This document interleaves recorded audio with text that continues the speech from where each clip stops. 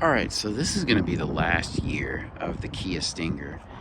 And when I was walking past this vehicle, I kind of thought to myself, what happened to this vehicle? I mean, it was a well-hyped vehicle. It's a clean design, very nice. I even saw one at a red light and it pulled off and it had like the 3.3 liter turbo. It sounded great. Like I said, the styling is great. You have these nice Brembo brakes, good size wheels. These are 19s, so those are nice wheels. I love these mirror caps. Those are different. They're kind of like a mirrored finish.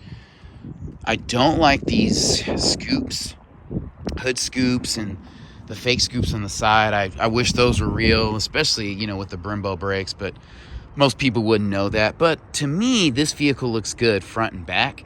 And it came at a time where swoopy sedans are in. The Camry's headed that direction. The Accord is heading that direction. And this vehicle kind of falls a little bit above those. I feel like this is like a Kia A7. And like I said, I love the stance. I love the profile. It's wide and it's low. It almost looks like a Jag from this angle, but it just didn't sell a lot. You don't see a ton of these on the road. And one thing that's cool about these, this one has like a panel roof, is that even though it's like a swoopy coupe style sedan, it has pretty good sized doors. Now, I'm not gonna lie, this does intrude on the interior of this vehicle. I mean, this is a very nice interior. I'm over 6 feet and I'm comfortable back here. You know, I mean, it doesn't have a ton of room as like your standard boxier sedan, but you could seat 4 comfortably. 5 adults is not going to happen in this vehicle, but I love the design. Like, Kia does a great job with their interiors. I like that drilled design here. This is Harman Kardon. That's actually metal.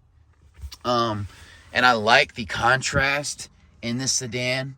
I think it's cool, and they're not doing too much. I love that they stuck with red stitching here instead of adding like a 3rd or 4th color. And just looking at the front of the vehicle, I mean, it looks really, really good in the front too. That's a good size display, you know, pretty straightforward use of vents. I like the kind of airplane style vents in here. Your cup holders are here. Even looking in the back here, you know, you have your standard charger here, and then you have your USB there, and it's just super dope. You don't have controls back here, but that's fine. I like that this has a plastic back because I feel like, you know, in these seats, it I don't know, gives them more longevity. That's just a me thing. I've seen leather wear out in the backs of these seats. Like, rear visibility is not going to be great. Honestly, this is a swoopy coupe style sedan, so we'll get out and hop in the front. This is plastic, but I like the design here. Like, this interior looks great, and this one has rear heated seats. So we'll go ahead and actually sit in the driver's seat just to see how that feels. And again, these vehicles sound really good. This has a 3.3 liter engine.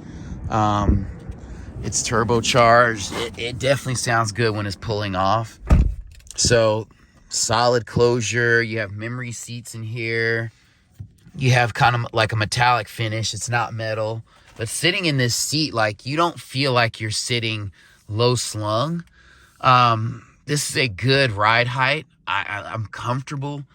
You can see over the front end, so it's not like you're sitting recessed. Yeah, this is a great vehicle. You have navigation in this one. You have heated and cooled seats. Yeah, this is a well-designed, well-done car. You do have LED accent lights in here, so that's dope. You know, you have mirrors with a light in here. This is just a well-thought-out, well-designed car. And when you look at people who are buying these vehicles, they want it from a luxury brand. So if this falls within a couple thousand of an Audi or something, people are going to choose the Audi. Like, Brembo brakes are cool. This is a nice vehicle, but at the end of the day, I feel like you're driving a Kia. This vehicle just kind of found itself in a no man's land. Like I said, like it's basically like a Kia A7. And Like, who's gonna buy that? You just have to think about that. Who's gonna buy that? Not that people think Kia's that bad, but if you're looking at an Audi A7, very few people are gonna cross shop this Kia for the discount. You're gonna buy an Audi. You're gonna buy a 4 Series BMW. This is a great vehicle for Kia. You know, the engine's good.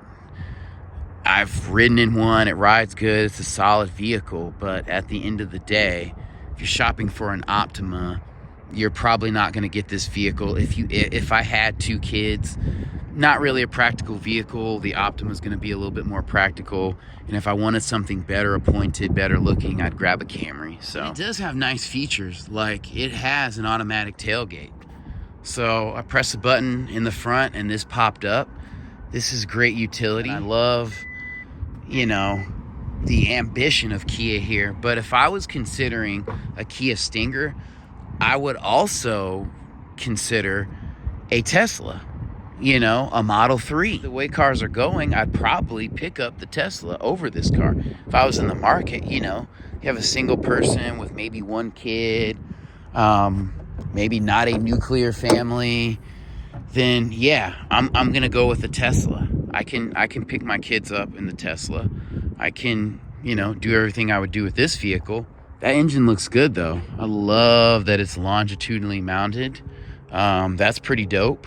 You know, it is a turbo V6 engine, and the exhaust sounds great on this vehicle. But again, it just finds itself in no man's land. So sad. But I'm glad they made this vehicle.